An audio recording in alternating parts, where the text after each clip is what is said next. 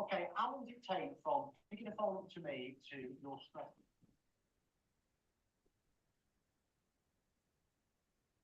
Good evening, everyone.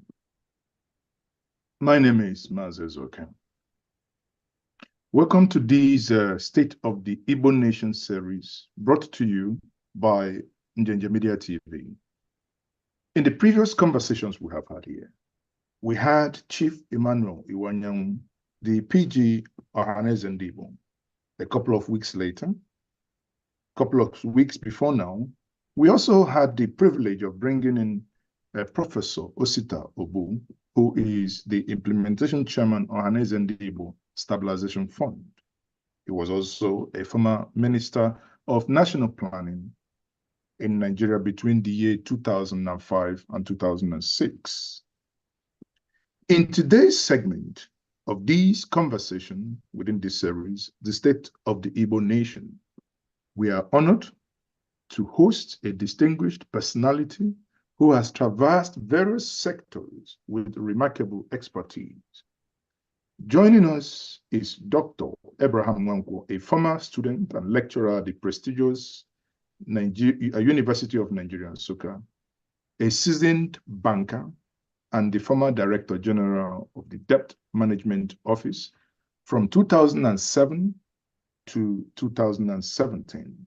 Currently, he is the consulting chairman of Abraham Strategies Limited, where he provides outstanding solutions in economy, business, and politics. His wealth of experience promises to shed light on the economic and political landscape of the great Igbo nation and beyond. I welcome you, Dr. Abraham Nwankwo, to this conversation. Great. Thank you for bringing me on board. Mazi. Thank you very much. May God bless all Igbo and all persons from anywhere in the world listening to this program. Thank you very much. Now, before we go on, may I humbly, for those of us watching online and those of us within this room, may I humbly seek our indulgence for a 1-minute silence for two prominent Igbo sons whom we lost yesterday. One is Ferdinand Agu, a former Director General, Nigerian Maritime Administration and Safety Agency, that is NEMASA, who was also a senior special assistant to President Goodluck Ebele Jonathan, a position held between 2011 to 2015. Yesterday, the Great Igbo Nation also lost Engineer Gilbert Obiajulu Uzodike, the founder of Curtis Cable and Wires. May we please observe 1-minute silence for the departed brothers, those who believe in this cause.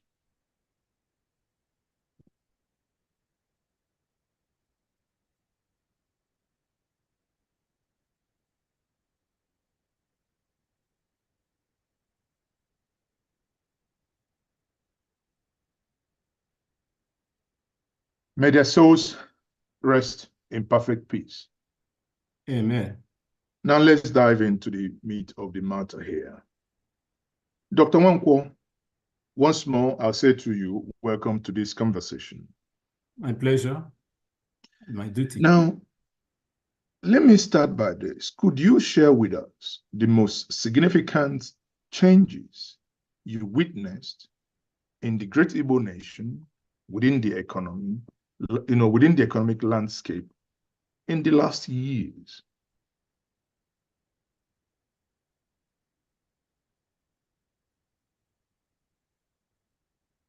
Thank you. That's the biggest question ever. When we talk about economic initiatives, economic achievements in Igbo land, there would be the tendency for most people to be thinking in terms of who built, how many very big industries were built, how many high-rise buildings, how many flyovers across Igbo land. But I would want us to start from an unusual basis.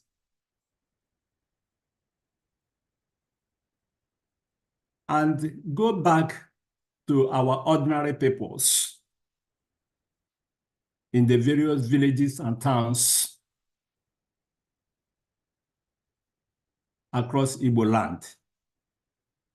Our old men, our old women, our mothers, the young people going to schools at various levels, the farmers, the artisans, the palm wine tappers, the market women, given the very challenging economic situation in Nigeria in recent years, a situation that is certainly more challenging for the Igbo people. You will agree with me that these ordinary people have continued to be resilient, to be industrious, and have continued to ensure that they produce even from the stone to fend for their families, to pay school fees for their wards at various levels of education. And this is no mean feat, given, as I said, that the Nigerian economy has been very challenging in recent years. As you know, when you go into the practical aspect of measurements of level of poverty, whether people are being able to eat at least 2 times a day, whether they are managing to have some decent shelter, some clothing, nobody will be in doubt that the ordinary Igbo people, compared to ordinary people elsewhere, are doing well. So for me, those are the people first we have to ascribe with achievements over these turbulent years. And this in spite of the grave insecurity challenges the Igbo land in particular has been facing these years, with a lot of peculiarities. Going to another level, of course, there's no doubt we need to appreciate that there have been a number of governors in a number of states that have been very outstanding, particularly in their delivery of infrastructure. You can, for example, single out during Sullivan Chime's administration of Enugu State. You can also single out David Umahi's administration of Ebonyi State. Nobody will argue that in terms of delivering critical infrastructure, particularly road networks, so that people could be enabled to carry out their various economic activities. These are shining examples, and we must always put this on record that they were these people who came. Of course, we are aware that during those more recent years also, we had the special time in Anambra of increase in Gige, as well as P2B. Of course, I believe all governors over the past 10, 15 years have been doing 1 or 2 things, but we are talking of areas where everybody including visitors, would appreciate that some transformative leadership was evident. So these are things also achievements we should put on record. We should also take into account when we talk of economic achievement that in spite of the very challenging environment,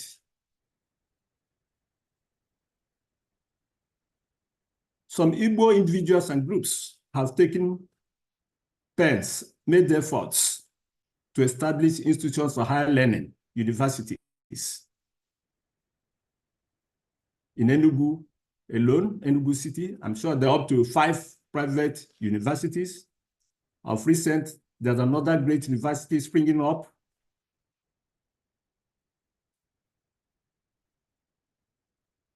In Nsukka Zone, the Madoka University.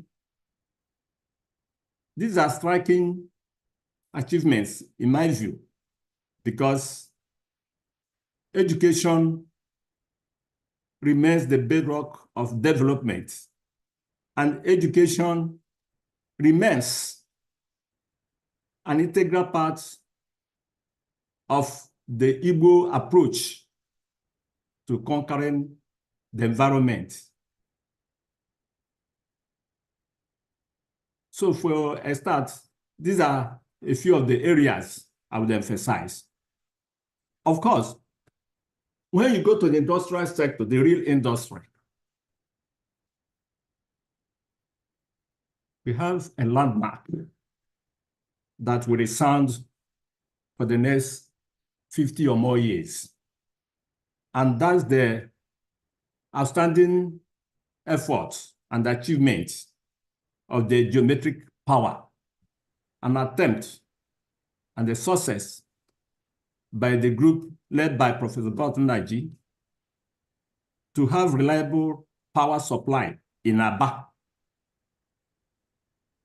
That seems ordinarily to be thinking about a city, but any serious economist, any serious sociologist will appreciate that the survival, the development, the growth, the explosion of prosperity in the Aba zone is as good as the prosperity of all of Igbo land, and indeed beyond.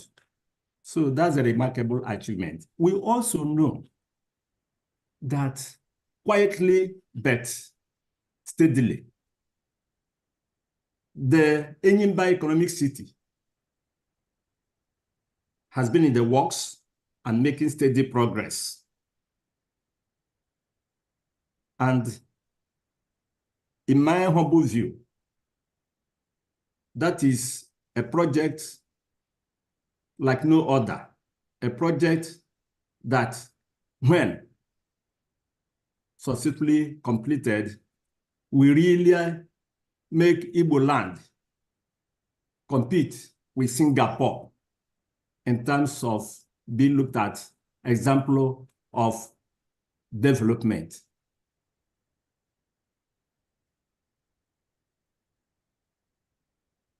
I think I'm just using this as examples, but certainly we have to congratulate all Igbo people, particularly the women, the youth, because in spite of the challenges, in terms of the frustrations, they have continued to find ways of surviving legitimately, contributing their little quota to the development of Igbo land, of Nigeria, and of humanity.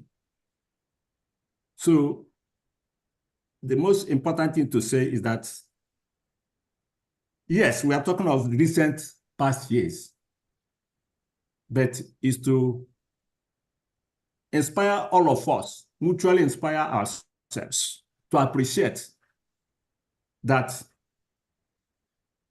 possibly the worst is over in terms of what we have gone through and therefore taking advantage of the experience, the lessons we have learned from that tortuous journey of the past few years, we should be in a position to imaginatively, creatively exit ourselves from that development, and with little friction with the rest of the environment. Okay. I mean, you know, the key changes that we've witnessed within the last, you know, over the years, if you you know, stay on that key changes, just opposing it to where, let's take, for example, within the 60s, within the 70s, do you think that we are making progress, you know, without isolating ourselves from the bigger entity called Nigeria? Do you think we are making progress, or we are retrogressing as a people? Mazi, this is one of the questions you can't answer on a binary basis, yes or no.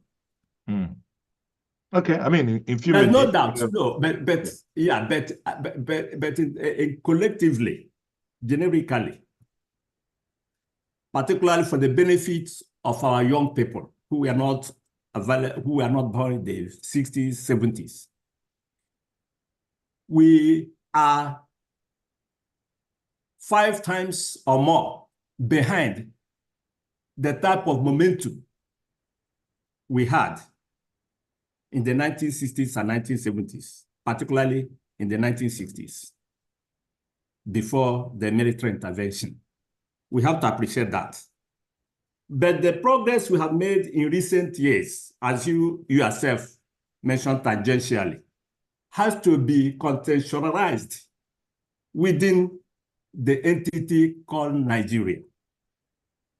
Because all over the country, comparing the First Republic with the later republics up to this time, everybody appreciates that it has been a story of backward movement overall.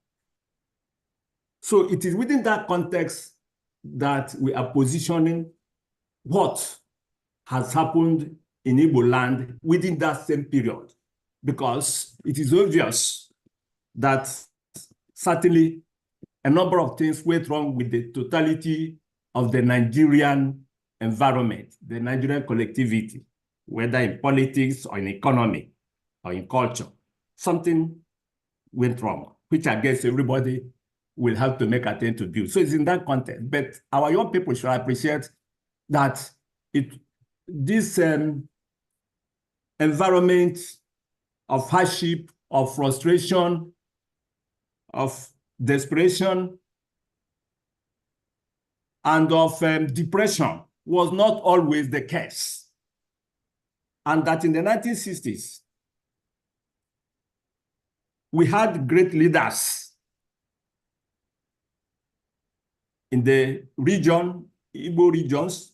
We had Michael Okpara, who was in charge of the Eastern region, as at that time we were not talking of states. And working with his cabinet, they had a commitment to development of the place, and they offered selfless leadership. That was an era of selfless leadership. And that showed in the quality and speed of development they brought to bear in Igbo land. So yes, now answering yes or no, recent years are not as great as the 1960s, certainly not.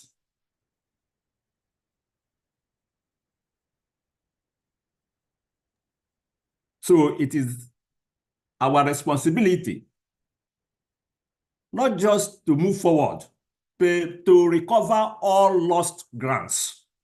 And that's the challenge of our generation. We have to appreciate, and when I say our generation, include those of us who are getting old, but more importantly, for the young ones who are listening, and I put this challenge before them, that they have to appreciate that fortunately or unfortunately, history has placed it to them, has made it their responsibility to restore Igbo to its glory, particularly economically.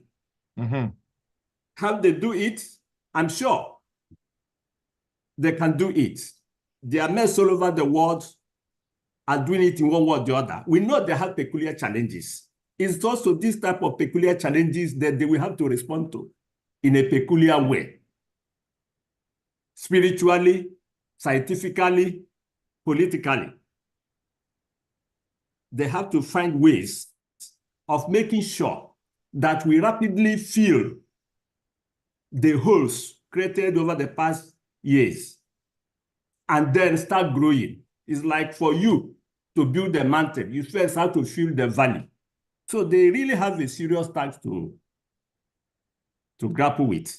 But I believe that what is inside them and the inspiration they can get from the era of Nnamdi Azikiwe, from the era of Michael Okpara, from the era of Francis Ibiam, from the era of Sam Bakwe, and the rest, when they put all this together, this history, I'm sure they will be inspired to know that it is possible, that indeed in the 1960s, Southeast Nigeria, which was then Eastern region, was considered by the World Bank and other global authorities as one of the fastest growing economies in the world. When they appreciate that could happen in the 1960s with Igbos, then they should know that is a challenge to them in this age to now even do better than their forefathers did in the 1960s.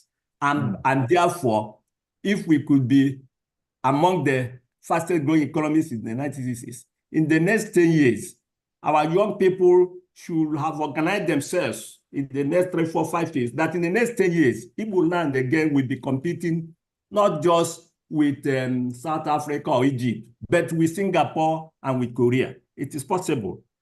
And now, how are they going to do it? I have to jump into this. Igbo youth in Nigeria, let me leave you apart for now. I understand you have peculiar constraints. The Igbo youth in diaspora must see themselves as the Joseph of Igbo. Remember the story of Joseph and the Hebrews, Joseph and his brothers. Now, one way or the other, you are offshore in diaspora, just as Joseph was in Egypt. And it was his presence in Egypt that served the Hebrews. Now, diaspora, do your best. You have the leisure, you have the confidence. In formulating these questions, this exactly what you said is where the crux of the matter is. Yes. We'll get to that. We'll dive into deep on that. But hold your thought on this and listen to this. Now, at the beginning when I made this introduction, I said we have spoken to the President General of Ohaneze and Igbo, and who also said that he has the business unit being chaired by Ohuabunwa, for instance. And eventually I spoke to Professor Charles Obu, who talked about Professor Osito Obu, who talked about how the Igbo Stabilization Fund is structured and what they could do for Igbo.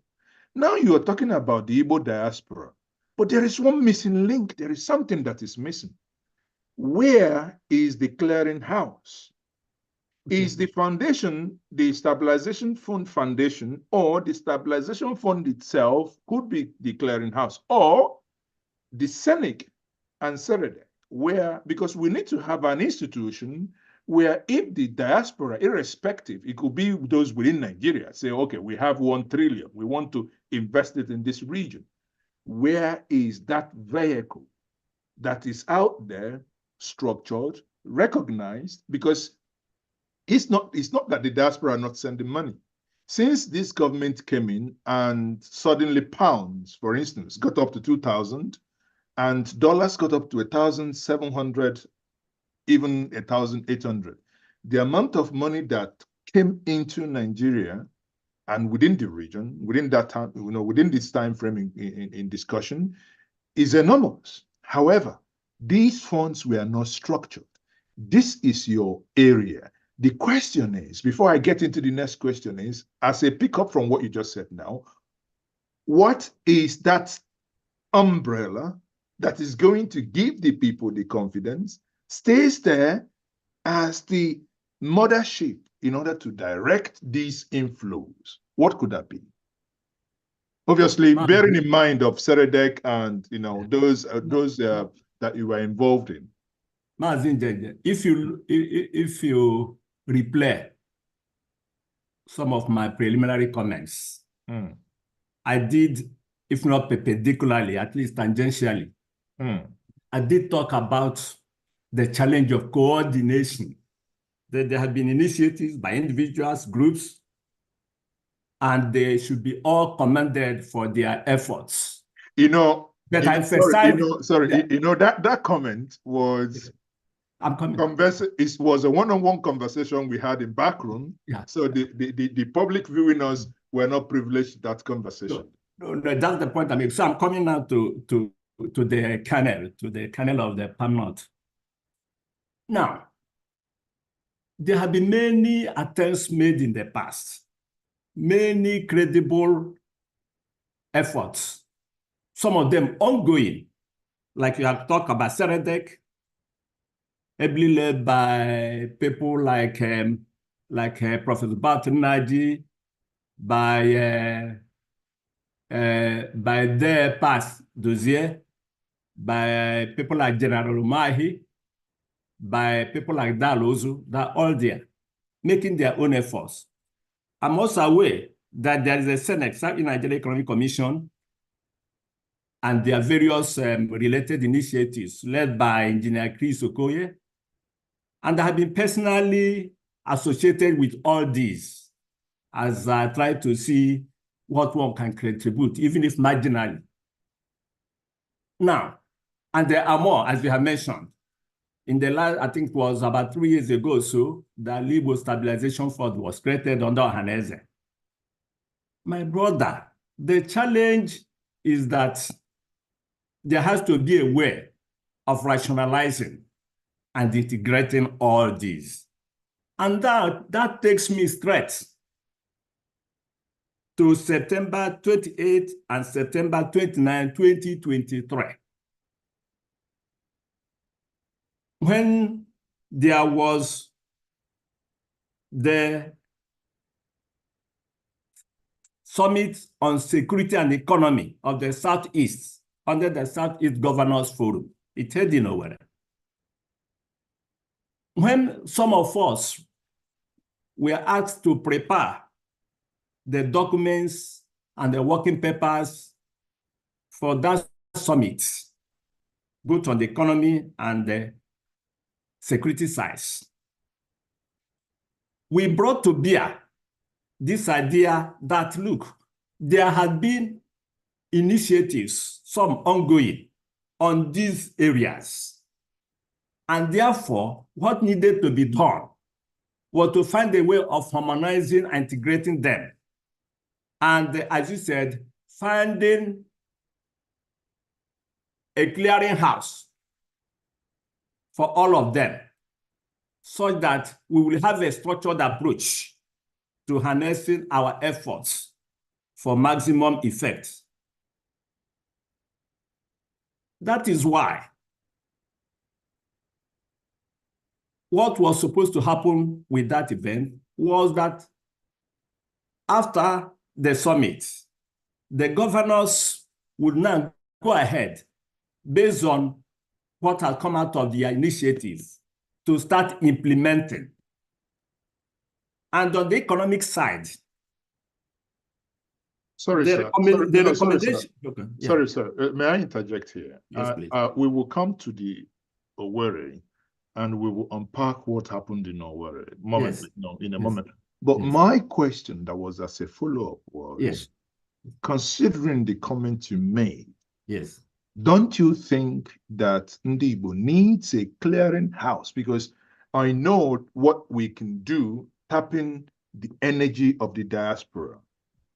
I believe within myself that if we need 1, 2, 3 trillion, that within a space of 90 days, that money could be raised and channeled into a collective project. The question again, I come back to that, is what could that clearinghouse be? Because it is, sorry? I agree completely with you. And I was going to just conclude by saying that clearinghouse was established at that summit as one of the products of that summit. That's the point. I can't just jump into it. I have to explain that one of the benefits, one of the outcomes of that summit was the proposal for this clearinghouse. There was supposed to be a Southeast Nigeria Development Commission. And ancillary to, now I'm talking of the economy part alone, of course, somehow I chaired the economy subcommittee that prepared, the paper that we were all supposed to work on to develop the Southeast country, just as Chris Okoye led the security committee. I worked closely with Dr. Sam Amadi, and with Dr. Friday Ohuche, and a number of others. So we recommended, and it is still in that report, which is available. I'm sure they should be available to every Igbo person, and you, the media people, should try to make it available to all Igbo, those in diaspora. The economic paper proposed there should be Southeast Nigeria Development Commission, and it went ahead to demonstrate, to articulate how this commission will be collectively owned by the 5 southeastern states, more like a replica of the Eastern Nigeria Development Commission. Now that we have 5 states, we needed still something like that, but the arrangement was going to be different because we now even propose how in the next couple of days after that summit, every state, every governor was to present an executive bill for their state of assembly to subscribe to this commission. Yes, so we proposed the establishment of this commission to serve at that clearinghouse. So you are right, there's need for a clearinghouse. Absolutely, yes. Now, in this case, I mean, I'm glad we've landed here. Actually, this is one of my questions, but I'm going to bring this particular question that has to do with our forward now, since you've dived into it, so that our viewers can now see, understand what you're saying here. So what you're saying is, in this Owerri, Southeast Economic and Security Summit that happened last year, you chaired this committee, and I believe Engineer Christo Code chaired the Security Committee, where you are the head of the Economic Committee, right? Now, in there, the proposition was for a Southeast Nigeria Development Commission, which is SENDEC, right? Yes. And SENDEC would have been, if we had agreed, if the governors had agreed and moved forward, that would have been, the policy powerhouse. As we say in Igbo, Ebu Julona Akwoba, that would have been where the Ebus should have gone to Julona to drive their power to say, for instance, the diaspora want to take over Enugu Port Harcourt. They can now come in and say, Seredek, you are the policy head of this in the Southeast. We want to do X, Y, Z. Guide us. And it would have been the job to now give guidance, give policy framework, coordinate whatever that is needed. But one thing you are also telling the Great Igbo Nation and every one of us watching now is that up till now, that proposition, I am not aware, unless you, as those who are the head, can tell us, that we are still waiting for the Southeast governors to give the nod. Is that correct, sir? Yes, it's correct. But let me start from the soft side before I go to the hard side. Okay. And the soft side is this. I'm using this opportunity to ask every Igbo person, home and abroad, whatever you could do to get our governors to implement the report of that summit, which is actually their summit. Of course, our summit, because we are not different from them and they're not different from us. From that summit, whatever any individual or group can do, individuals, students, lawyers, media, traditional rulers, politicians, ordinary people like us, whatever we can do, if it means begging, those who can beg, let them go ahead and continue begging the governors. Those who can advise, let them go ahead and continue advising the governors. Those who can pray, let them go ahead and continue working on the spiritual realm to get the governors to work on the recommendations which they gathered, those they considered to be their technicians, to go and sit down and fashion out something they can implement to save Igbo land from backwardness. That job was done. So everybody should please do everything they can to beg, pray for, advise the governors to implement. That's how I look at it. And that is the soft part. The hard part is that there needs to be some serious questions regarding why it is impossible our governors cannot collectively work on a blueprint for the development of Igbo land. As you know, many other regions that are supposed to be our competitors, the main blocks that are supposed to be our competitors, have been doing this and doing so successfully. I appreciate that we might have our peculiar constraints. That's why I say let's beg, let's advise, let's pray for them to do the needful. But please, they really need. At the hard side, let me mention that it was not just we woke up and recommended the Nigeria Development Commission, Southeast Nigeria Development Commission, SENDEC. We made sure that all existing initiatives, including Igbo Stabilization Fund, including SEREDEC, including SINEC, all initiatives going on are now linked together. They will continue to do their things, but in a programmed and structured way that we produce a synergy that gives us the maximum results. That was the essence. Now, the essence also was such that every state would have areas it could handle on its own. And there are areas where it was imperative that the 5 Southeast states needed to work together. For example, one of the things proposed, 3 major things proposed for a collective action and implementation was one, a electricity regulatory commission to take advantage of the new law on electricity production and distribution. The Southeast governments were to work together to set on a regulatory commission that will rationalize how we can take advantage of the new law on electricity industry to make sure the whole of Southeast is rapidly powered, fully, sustainably 24 hours. That was one. There was also another project, interstate railway, to link up all Igbo land. As you know, the magic of development is roads and railways. Link people physically, take railways and roads to the bushes, to the forests, and watch development happen. So that was the second thing. And the third thing was a Igbo mega city, a mega city of Igbo that will capture the 5 Southeast states as part of it together. These were all proposed. But the point I'm trying to make is that beyond these examples and many more, which we are supposed to be done collectively, we also mapped out things that every state should run on its own and start implementing. So the question is, apart from the governors meeting together to start implementing with the steering committees we proposed, steering committees of which they were to nominate members and people also from the industry.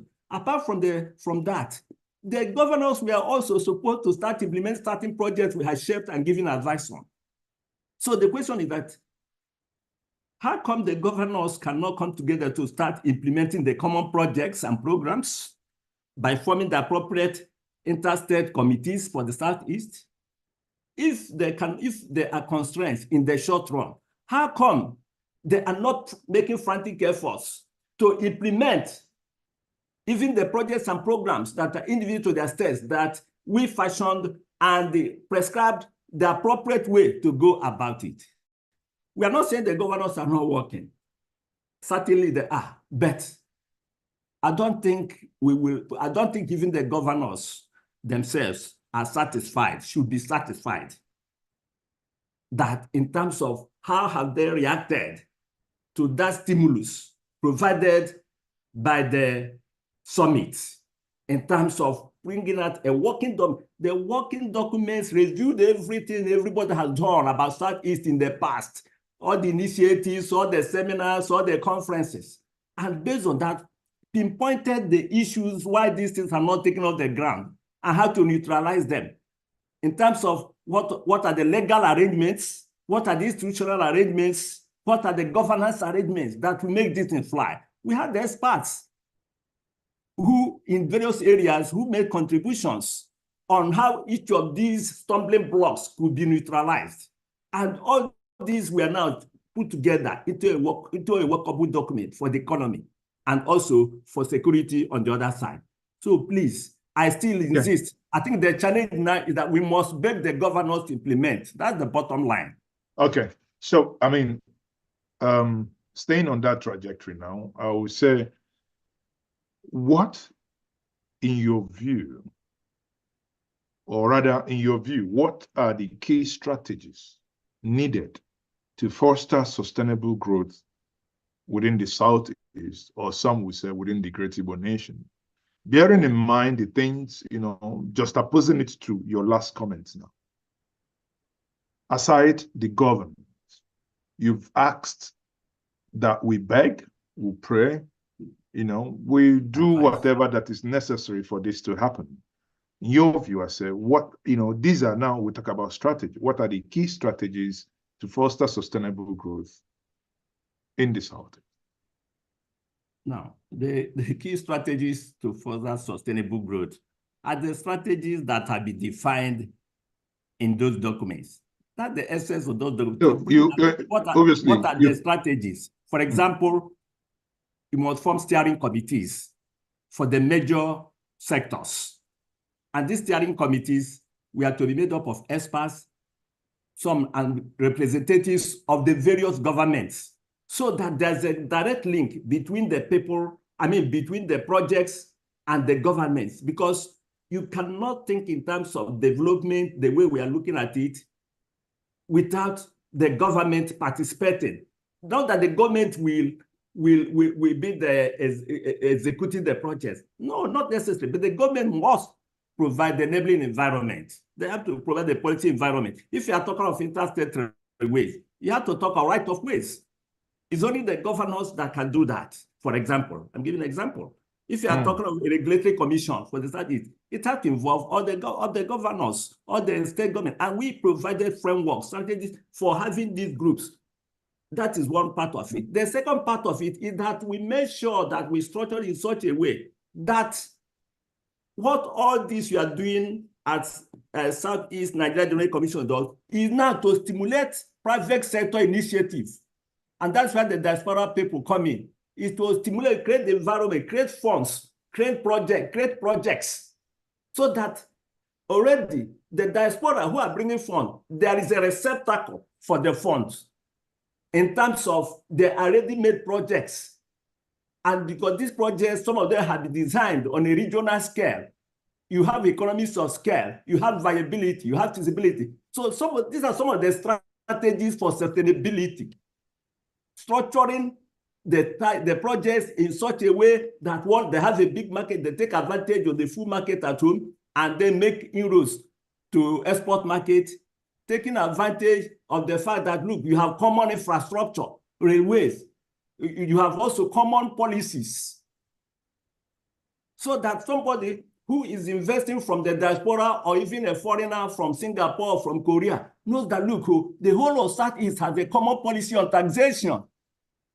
These are parts of the strategies. So the man will be encouraged. He knows that whatever he's doing in Aba, the same thing, the same principles apply in Atane or in Enugu. That's the whole idea. So all these elements and relics and fragments of strategy, we are all spelled out. That's why I continue saying, my brother, if Oderoma, if anyị ga-eme akọsie ya n'ilo, ndị ọzọ emesigo anyị mara oge ha kọla ya. So this ọba agbụrụ ka ebe m ga-anọ kọba ka anyị ga-esi mee ihe ọbụla onye ka m ji si ka anyị yọọ na ayịyọ ndị na-achị anyị fee ma ife anyị kwesịrị ime. Ọ bụrụ ka anyị bịa anyị na-agbanwe ife anyị na-eme, ndị ọzọ emesigo na anyị ka na-apụta na-agwa ghọta anyị ga-esi mee.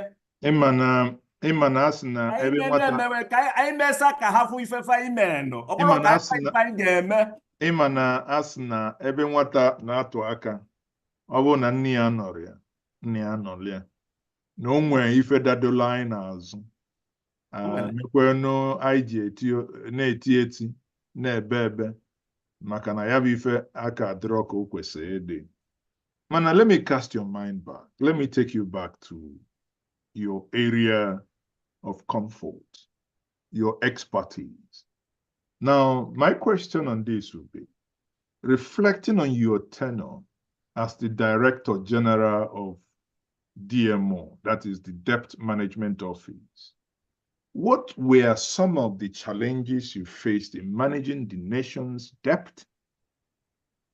The impact of loans taken in the last 25 years? Are there key takeaways you can share with us here to drive that experiences at a regional level? Okay, I'll answer your question at 2 levels. I'll answer what you have asked directly on the assumption that we should be talking about the economy at this point in time. And then I'll make the second part of my question will actually demonstrate that at this point in time, it's not fully responsible to focus on the economy, because there's something that overrules the economy, which if you don't deal with, you will just be wasting your time and trying to demonstrate your expertise when there's no environment to implement your expertise. Now, so coming to, let me assume we're under normal conditions, normal temperature and pressure. Debt management is a two-edged practice. As a practice, it's two-edged. And public debt itself is a two-edged asset. If you and the simple reason is this: if you cannot use your revenue responsibly, and that's the point I made recently to Africa at an African forum. If you cannot use your revenue responsibly, you cannot use your borrowed money responsibly. You cannot, because the same structure, the same environment, the same framework, the same governance, the same legislature, the same president, the same prime minister, the same governor, the same premier, the same local government chairman. If you cannot use your revenue responsibly, if you fizzle it out, when you borrow, you will fizzle it out. Osadebe, nna ya Osadebe will say, no onye ụgwọ ọnwa ezurolo, over time amazu. So that's the first lesson to emphasize. That's the first lesson to emphasize. And that applies globally.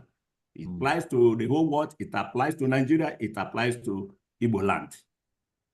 Now, so that goes back to the issue of leadership and governance. And that goes back to the type of issue you raised about 1960s versus the 2000s. It's the same issue. Leadership, governance, responsibility. are people, whether as governors, as presidents, as councillors, as teachers, as lecturers, as debt managers, are they responsible? There's no substitute for responsible human beings managing various levels of society, in economy, in politics, in whatever. That's the first lesson. So let nobody assume that just because you can borrow more, you will develop more. In fact, if you don't use your borrowed money well, it becomes dysfunctional. It's not only that you don't gain, but you also lose even what you could have gained from other sources, because you end up accumulating debt, pay penalties, paying arrears interest, and at the same time, you are distorting the economic environment. Inflation, exchange rate distortions, which discourages investment even by the private sector. So the lesson to learn is that, look, particularly for the Southeast, please let all governments make sure they start installing fiscal discipline. How do you get your revenue? How do you spend it? If you do that very well, then with the same habit, when you borrow, you use it well, so that debt now become productive. So instead of worrying about debt unsustainability, you now focus on debt productivity, that you use that. See how businessmen do. A businessman goes to a bank, he has 20 million, he goes to a bank to borrow 10 million so that he can build a factory of 30 million. In 2, 3, 4 years, he's able to generate enough returns to pay off the debt and then own the company public. That is the same principle. But in public sector, there's a tendency for irresponsible leadership anywhere in the world, not just in Nigeria, not just in Igbo land. There's a tendency for irresponsible leadership to convert debt to be negative, to be dysfunctional. And so we must first of all go home and deal with the problem of fiscal responsibility. How well are you using your revenue? That will lead you on how well you will manage borrowed funds. That's the bottom line. Now, okay, but if I go back again, obviously we are in 2024 now. Our democracy is, the last bit of it now, since 1999, the last 25 years. How do you compare the Southeast states, just oppose that to the other states within the Nigerian space in terms of their debt management and debt accruing and its utilizations? Do you think they are doing well, or do they need to, sit up? Because now, if you consider that during the time of Peter Obi in Anambra State, he prided himself as saying not borrowing and saving. And if you take Anambra State, for instance, now under Professor Chukwuma Charles Soludo, he also prides himself as the date not borrowing. But that could not be said, let me not say some states, but there are some states who know, the debts within the last couple of years, it's suffocating. Those two examples you gave, yes, P2B administration and the current Professor Soludo administration, yes, they link back to the issue I was raising about fiscal responsibility, about using your revenue well. So it's not a question of acquiring more resources by borrowing. It's a question of even the one you are getting from revenue, how well are you using it? So it appears to me that the principle those two administrations have used or are using is the principle of debt of consolidation, what you call consolidation. Does it then mean that? Hold on, no, I'm coming to that. It doesn't mean you should not borrow. I'm coming to that. Okay. Now, the link is this. As I said before, if you cannot use your revenue well, you cannot use your borrowed funds well. So these governors have taken the path of prudence. That look, let us be sure we can manage our revenue well. It's only when you are sure and you have done over a long time and the yielding fruit, you have put all the practice, all the mechanisms, all the infrastructure, all the processes, procedures, and control, then it makes sense to go and borrow, to add to your internal resources so that you can even grow faster.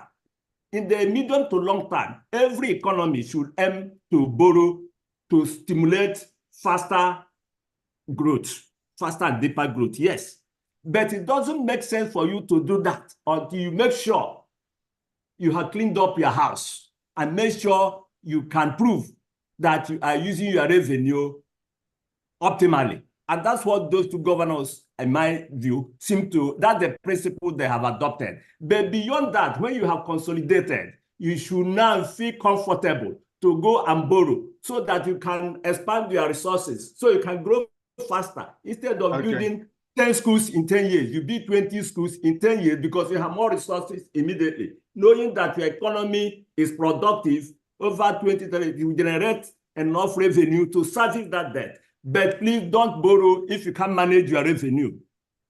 Okay, I mean, if I follow your argument, and I want to, I mean, because I'm from Anambra State, and I will say that means we'll be expecting, if I follow your logic and argument, I believe in the last 2 years we've consolidated, we've proven that we can run the state without borrowing. So I'll be looking at your argument now that we have to then borrow in order to expand. Yes, at a certain point, you need to borrow. You need to borrow to grow I mean, faster. I agree with you. At individual level, I can't see any of us being successful without necessarily borrowing. Leverage. You have to leverage. Yes. So, okay. Now, but the second part of that question, which is, are there key takeaways you can share with us?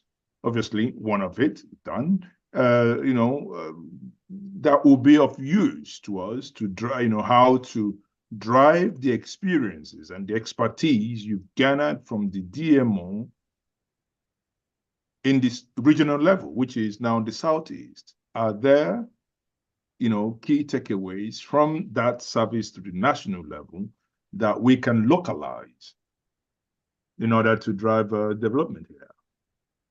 Yes, from the debt management point of view, based on a harmonized, rationalized cooperative economy for the Southeasters, it means also you should think in terms of how do you make sure that the debt management offices of these states work together, share their experiences, do mutual learning, and possibly have a common clearinghouse for themselves, even if it is not government established, on a self-regulatory basis, so that they can beneficiate themselves and beneficiate the process within the regional level. Just as within the Nigerian context, we attempted during our time to look at Nigeria as a one economy, and therefore we went ahead to say, look, it is important for every state to have capacity in debt management because they also have fiscal autonomy.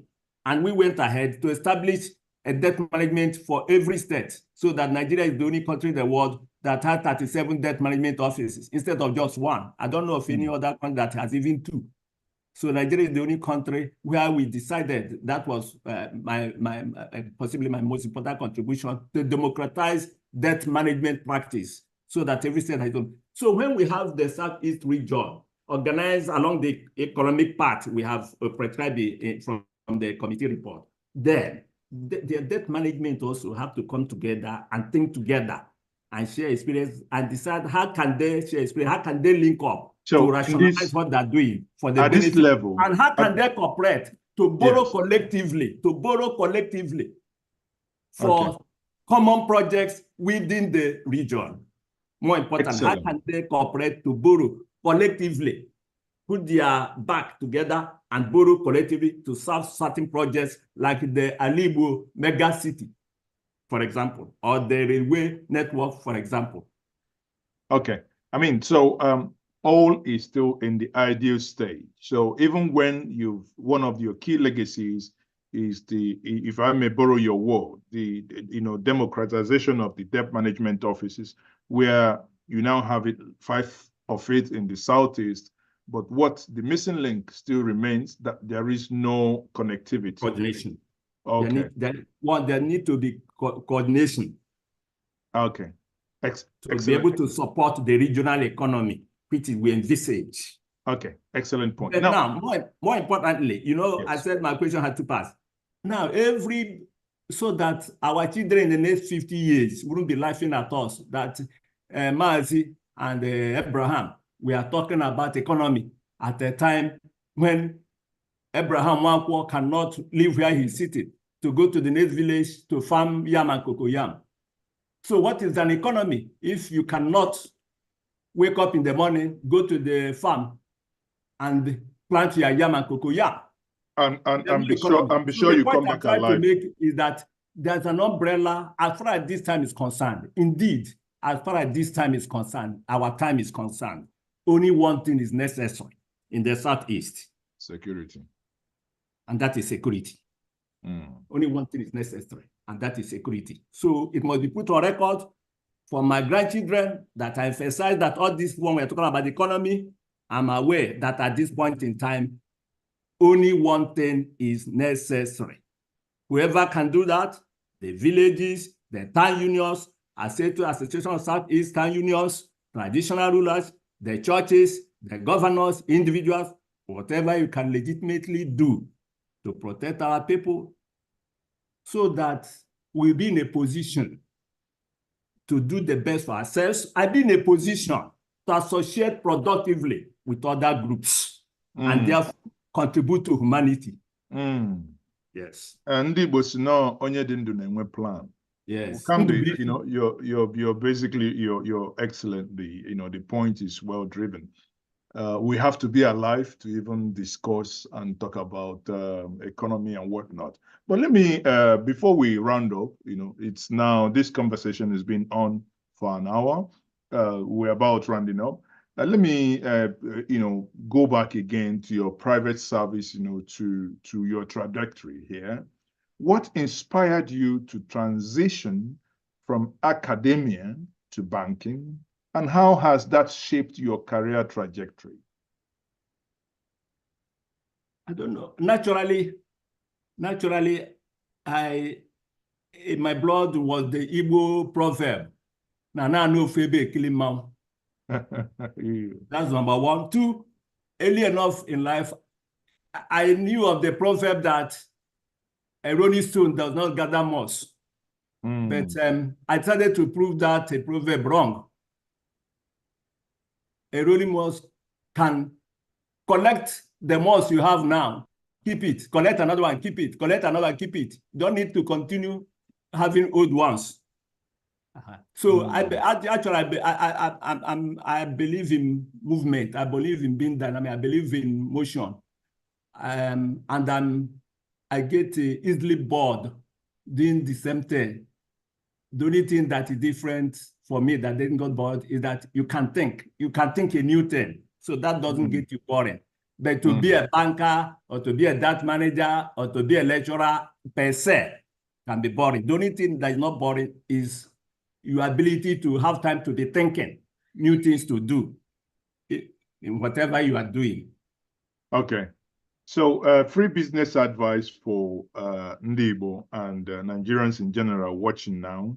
As a consultant, obviously, that you are now, what are the common challenges businesses and political entities face, and how do you advise them to address them? It is obvious that the most important challenge facing businesses is the economic instability. The economy is unstable.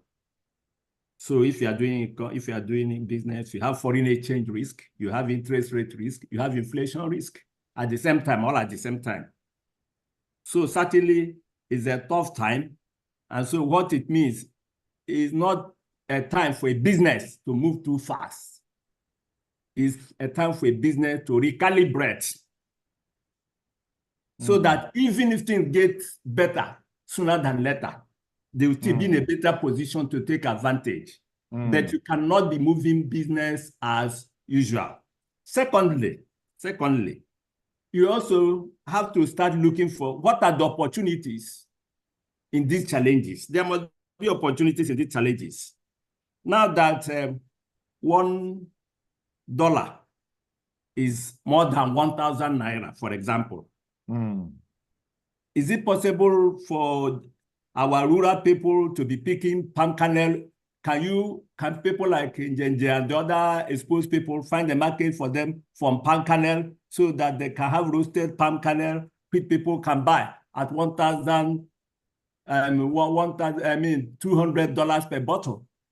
So that's an advantage. So people should also be thinking in terms of, are there things that didn't make sense exporting before that can now be exported given the exchange rate? So there could still be an opportunity.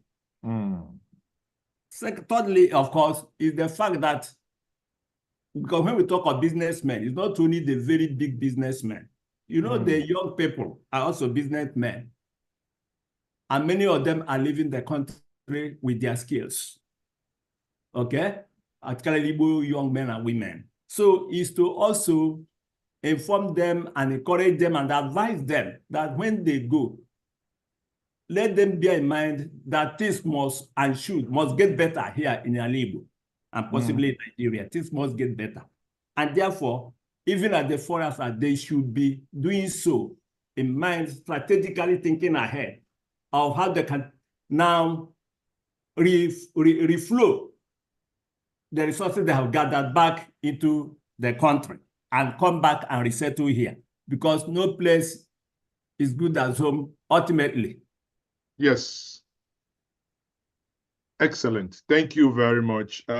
We have some people in the audience. In case you have any question, you'll be given a 1 minute time to ask your question.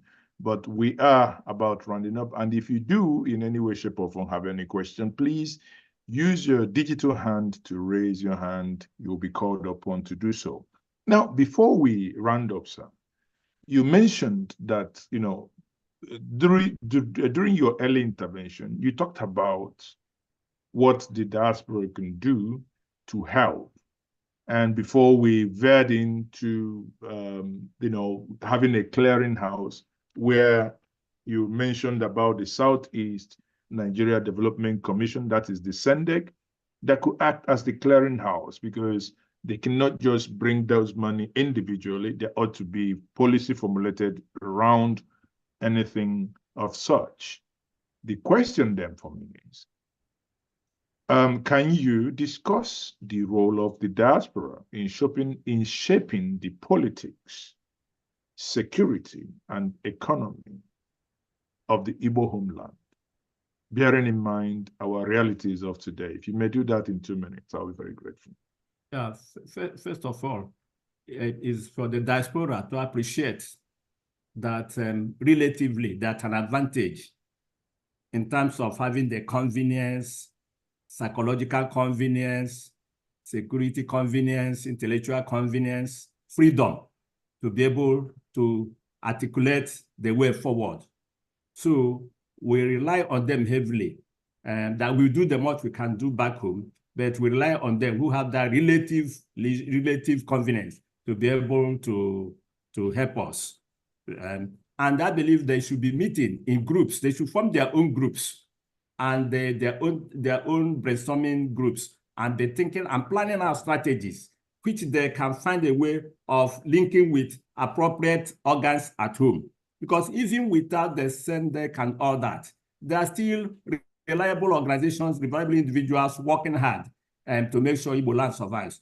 So they should bear that in mind. And in anticipation that things must always get better, let them go ahead and be articulating their funds, gathering their funds, you know, formalizing the frameworks, and hoping that the receptacle. But even from there, they can make proposals, suggestions to individuals and groups within the economy, to businesses, to universities, even to the state governors. Make proposals to them that, look, if we do this, we help our people. Okay? So let them, in principle, let them appreciate that a lot depends on them. As I said, they are the Joseph of the Igbos. So let them play that role with all sense of seriousness. Imanasi na ego na mmadụ anaghị anọ. Anyị kwesịrị na anyị nwa nọ n'ụlọ kwesịrị ibu ụzọ dowere ha ute. Ọ bụrụ na ha nwasizi ebe ha nọ, Ọsadebe gụọ egwu si na a na-aza anị ndị ji ya na-egwunye. So ndị diaspora nwere ike ọ bụrụ na ha nwa jiji, mana anyị nwa ga-ebu ụzọ zọtara ha anị I see Oyomas, Kahanwa, it was Bruzia, it was a Webo Whistle. Nayukum, it has been a great pleasure speaking to you. And finally, I would say, looking at the global economic climate, what advice would you give to young entrepreneurs in Alibo? Bearing in mind that one of the young entrepreneurs in Alibo, one young man from Imo State called Chief Priest, 3 days ago, made a tweet or made a comment that he is moving his business from the southeast to Lagos. His reason is as a result of insecurity. Now, that have yoked a lot of young Igbo. Many attributed that tweet or that comment to his run with EFCC, where he's seen on camera spraying money. Because after that comment, another news surfaced where EFCC said that they have pardoned him, they have dropped those charges. Some are now saying there appears to be an undercurrent in order to demarket the Southeast. I'm not saying that is true. I'm not debunking it. But what we are saying is we're bringing that to the fore for you to now use the opportunity, your wealth of experience, and to say, this is my advice to young entrepreneurs within our league. Thank you very much. Our young people in all phases of life, including business, please, as I said before, you have to accept that this is their historic responsibility. Unfortunately, it's difficult, but this is your time, this is your age, this is your history, and you have to make it. Please do everything you can to persist, to resist, and to remain focused on making sure you don't lose your identity, you don't lose your integrity, and you don't lose your dignity. I can do all this by remaining resilient and making sure you do what you want to do for Igbo land, because you are going to contribute to the whole world, to humanity, but you are going to do so. You are grant for doing it. For you to move the world, you have to have a grant to stand. And the grant for you to stand, to move the world, to help the whole world is Igbo land. So you must find a way of surviving here. Please don't get easily scared. I'm sure there are still some great Igbo mentors you can talk to. You have people like Prophet Yechukwu Madubike, you have people like Kume Lazu. You should confide in such people about your challenges, and they give you very useful advice. So please remain focused, remain resilient. Remember, the challenge is on you to save Igbo land. I'm wondering why you mentioned those who can give advice and you excluded yourself. So I'm in a position to advise them on whom to meet to advise. So, but you're not in a position to give them advice. I'm talking about people who are our leaders, who are my mentors. You are a leader, sir. Anyway, I have Professor Chido Suagu joining us. He's got a question for you or a comment. I do not know. Prof, Ndewo, I hope you're joining us from over. Ndewo, no. Ndewo. Ndewo. Now,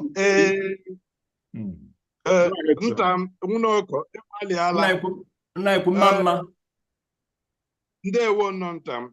Ajụjụ m chọrọ ịjụ, abara m ime obodo came a little late, but I want to ask, before the President Buhari left, we wanted to change the Nigerian currency. So they printed, I believe, enough money to change the currency. Then along the line, the money printed got missing, and they said, bring back the old currency. Now, it does not, I'm a chemist, so it looks to me something related to dilution. It's not, is that not financial dilution that has created heavy inflation, where some people are actually carrying that money? Where is the money that was printed originally? How do you, in financial system, see this kind of financial dilution, so that one finger of banana now costs 500 naira. Thank you, Prof. I have a simple answer to that complex question. And the simple answer is that, unfortunately, I don't speak on what I don't understand. I don't really understand the economy as it operates now. I must confess, I'm very sorry. I don't understand it. And if I don't understand something, I'm not able to make a contribution. I'm trying to understand it. So those who have understood it, I'm sure they will be contributing. For people like me who are slow learners, I've not been able to learn what is happening. So because I have not been able to learn, I'm not able to answer the question when the teacher asks a question on the subject. Sorry, Prof. Sorry, Doc. I'm laughing here because you are the expert in the room, and you know, in the words of Buhari, you said you are not aware. You know, you're not aware, so that means there is trouble. I'm aware, but I don't understand. I got taramu. Oh, you got something. Gata, I got taramu. I can't do something I cannot block. I got taramu. Sorry, but it's quite well because you don't. You might not understand, but we are experiencing financial dilution or inflation. Anyway, thank you very much, Prof. Before I let you go, when I had a conversation with Chief Engineer Iwanyanwu, he said something. You know, obviously, you and I know that apparently, the next tenure of Ohanaeze PG goes to the people of Rivers State. Chief Iwanyanwu also made it very clear that Rivers State has not shown enough commitment and enough, you know, interest so far that they do not attend meeting.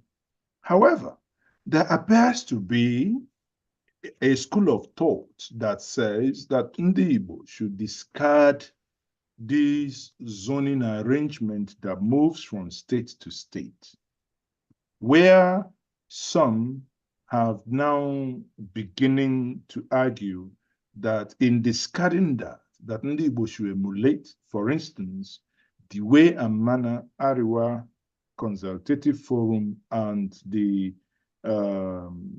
Afanifere, you know, select their leaders by the inner caucus and by succession, not necessarily by state. Bearing this in mind, that early January 2025, there's going to be a new leadership for Ohanaeze. What, if you have the privilege now to advise Ohanaeze, what will be your take? Should they go ahead to discard this concept of zoning, or should they go ahead to ensure that someone comes from River State?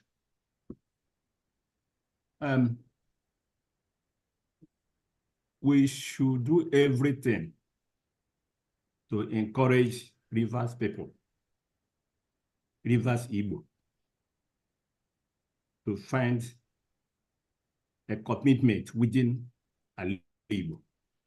So please, my ordinary advice is that now that it is their turn by the existing constitution, we should do everything we can for them to take charge.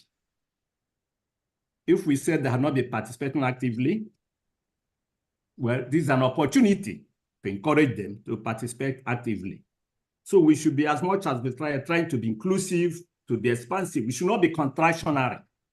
If we feel we must do like Arewa and others, who says our own model of rotating is inferior? What makes rotation inferior? It's not necessarily inferior. So the question is, have all those who have been leading the various states that have had the presidency over time, how well have they performed to bring Igbos together in words and in action? That is the critical thing. My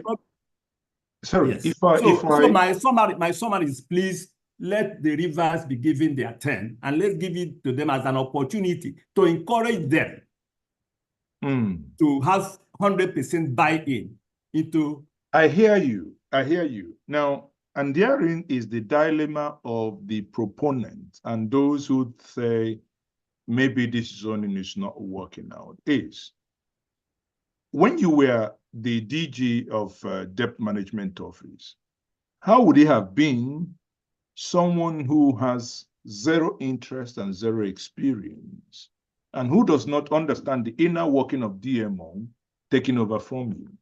Would that have worked out? How many people in Rivers State don't have interest? And how many have interest? Are we looking, even when you come to other parts of Igbo land, Imo State, Enugu State, Abia State, Anambra State, Ebonyi State, when you take your decision, are you taking it based on the 10 topmost elite, political elite? Are those the people based on who you take decision on what each of these people look like? Have we really gone around the lawyers, the intellectuals, the professors, the students, the market women, the journalists in Rivers State? Don't we have a critical mass of them that are committed? Is it not true that also in these other Igbo states, Southeast Igbo states, is it not true that there are also enough people who don't have interest even in their own states and who may be working against their own state? Is it not also true? So what is peculiar about the possibility that there are Rivers people who are not committed to Igbo cause? Are there no people in other states who are not committed to Igbo cause, even though they're in Igbo states? So those are the issues we should look at. So please let them give them their own opportunity and let's encourage them. I personally don't believe that whoever emerges from Rivers State using the constitutional process, let's make sure we follow the constitution. If we follow the constitution, whoever emerges, I doubt whether that person will do worse than the people who have been there over the past 3 or 4 regimes. I doubt. So to that extent, if we don't have a strong reason to believe that this person is going to do worse than ABC, who have done it the past 3 sets, please let us allow them. If it is a blunder, let them commit the same blunder the rest of us have been committing. let the blunder be democratized before it is rationalized. So, okay. So, I mean, your point is you've actually eloquently made your point, and I do thank you for that. And finally, this is the last question, and then we'll wrap it up. Finally, I said this. What is your vision for the future of the great Igbo nation? And what steps do you believe are necessary to achieving this? The vision is that Igbo people have to reclaim their position in history, which they did not ordain. It had been ordained by God. Whatever that position is, has been ordained by God. It's left for them to strive to clinch that position. Now, to do it, Igbo people as individuals and as groups, 3, 4, 5 villages must commit themselves single-mindedly to making sure that Igbo land survives. And as a foundation for that vision will have meaning if all Igbo groups, individuals, professional groups, intellectual groups, business groups, including the Igbo people who recently aspired to be president, 3, 4, 5 of them, they should lock themselves up in a room and say, what can we do to make sure Igbo land is safe? The legislators at the federal level must lock themselves up in a room for 1, 2, 3 days. They owe us that responsibility, and they owe it to their grandchildren, not to myself. They owe it to their grandchildren to lock themselves in a room. That's the vision. Because I believe that if Igbo people as groups as India lock themselves up and think about what solution, the solutions will come. So it's not for me to tell you this is what Igbo land. If the important is to list all the problems we have. When Igbo people, individuals, groups, not everybody at the same time, different groups lock themselves up to say, we want to solve this problem. They will find a solution. So my vision is that Igbo land must survive, but the precondition is that Igbo people at all levels must accept responsibility to think about the solutions. None of the problems is insurmountable. All the problems are surmountable. What is lacking is a commitment for people to say, we must solve this problem. Thank you very much, sir. That's a very fine place to anchor this. It has been my pleasure, and many of us, hundreds of us watching across the various social media handles, on Twitter, on Instagram, on Facebook, and on YouTube. It's been a one-on-one conversation in this series, The State of the Igbo Nation, with Dr. Ibrahim Nwankwo, a former student and lecturer at the prestigious University of Nigeria, Nsukka, a seasoned banker, and the former Director General of the Debt Management Office of Nigeria from 2007 to 2017. Currently, still the consulting chairman of Abraham Strategies Limited, where he provides outstanding solutions in economy, business, and politics. Sir, once more, I must say, thank you very much for joining me. Ndewo. Imeka, ndị Igbo na-anwụchula, ndị Igbo Chukwu gozie unu, ebe ọbụla n'unu. Udo dịrị gị, thank you very much. Ịma na asị na ka onye si eme ka ekwesị akpọ ya. Ndewo, imeela. Anyị ncha niile nọ n'Owerri, ahụkwanụ m aka ọrụ gị. Hụkwanụ the passion eji na-eme ya. Ihe nna ya bụ na ọ ga-adịrị anyị niile mma, na Chukwu ga-emere anyị ebere. Ya bụ ihe anyị na-achọ, anyị ga-enweta. Thank you very much once more. And for those of you watching us online, we will say, please do follow us on this platform, like, share, and subscribe.